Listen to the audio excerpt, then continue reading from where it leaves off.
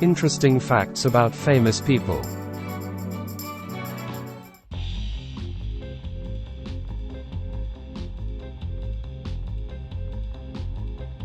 Interesting facts about Richard Widmark. Richard Widmark's debut in 1947's film noir Kiss of Death. He won the Best Supporting Actor Academy Award nomination as the killer, Tommy Udo. Here are some interesting facts about Richard Widmark. This and other noir thrillers established Widmark in the new generation of American movie actors that became stars in the post-World War II period. Along with other post-war stars Robert Mitchum and Kirk Douglas, Widmark brought a different kind of character to the screen in his character leads and supporting parts. A stoic type that doesn't actively court sympathy from the audience. He wasn't scared to play troubled, conflicted, or just deeply corrupt characters.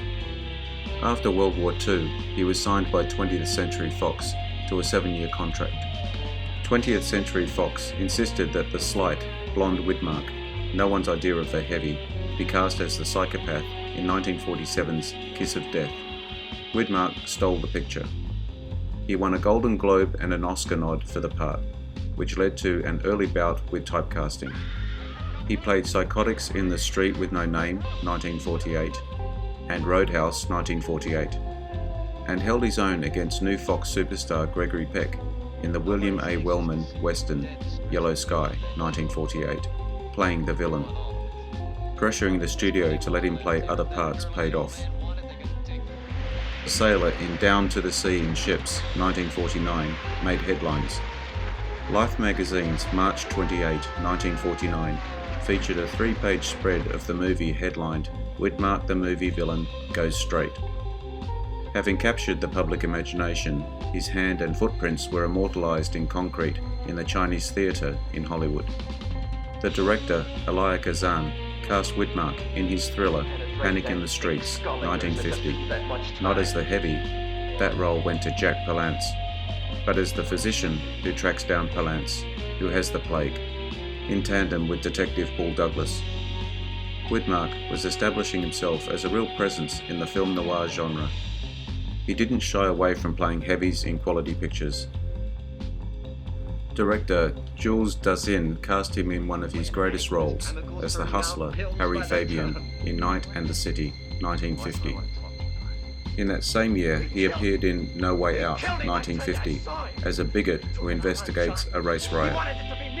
As the 50s progressed, Widmark played in westerns, military films, and his old standby genre, the thriller. He appeared with Marilyn Monroe in Don't Bother to Knock, 1952, and made Pick Up on South Street, 1953. That same year, for director Samuel Fuller. His 7-year contract at Fox was expiring. They would not renew the deal.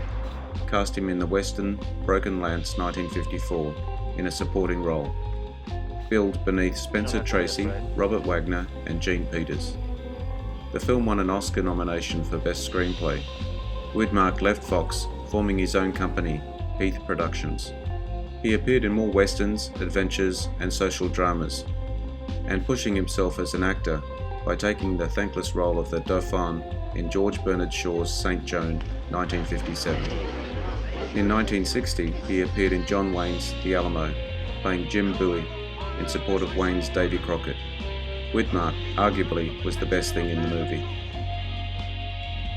In 1961, Widmark played the prosecutor in Judgment at Nuremberg, appearing along Spencer Tracy and Maximilian Schell, as well as Burt Lancaster, Montgomery Clift, and Judy Garland. Widmark's character proved to be the axis on which the story turned. Widmark appeared in 2 westerns directed by the great John Ford, with co-star James Stewart, in Two Rode Together, 1961, and as the top star in Ford's Cheyenne Autumn, 1964. In the 70s, he continued to make his mark in movies, and, beginning in 1971, in television. In such films as Murder on the Orient Express, 1974, Twilight's Last Gleaming, 1977, and The Domino Killing, 1977. He even played the villainous doctor in Coma, 1978. In 71, Looking for better roles, he turned to television, starring as the US President in the TV miniseries Vanished. His performance brought him an Emmy nomination. He resurrected the character of Madigan for NBC in 6 90-minute episodes. For 55 years, Widmark was married to playwright Jean Hazelwood from 1942 until her death in 1997. They had a daughter, Anne, born in 1945. Thanks for your time today. I hope you liked the video. Drop me your comments. I appreciate likes, shares and subscribers. Bye for now.